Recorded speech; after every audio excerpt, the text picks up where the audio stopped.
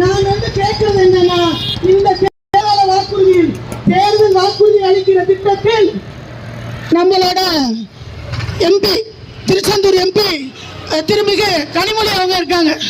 அவங்க எங்க பிறந்தாங்க சொல்லுங்க, தெரிஞ்சுக்கணும். செவிலியர்லாம் அங்க எங்க பிறந்தாங்க?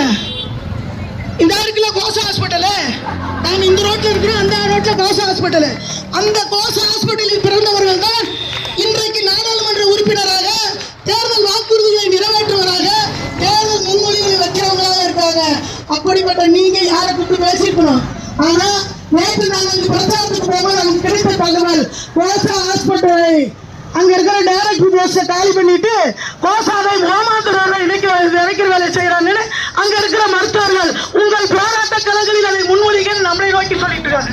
அப்ப ஒரு 75 வருட பாரம்பரியத்தை அழிக்க துணிகின்ற இந்த சுகாதாரத்துறையை இனியும் விட்டு வச்சா சரியா இருக்காது. மாண்புமிகு முதல்வர் அவர்களை, உங்களை சுற்றி இருக்கிற IAS வர்க்கமும் சரி, மூத்த அமைச்சர்களா ஒரு கோலம் இருக்கு. சமீபத்தில் ஒரு கூட்டத்தில்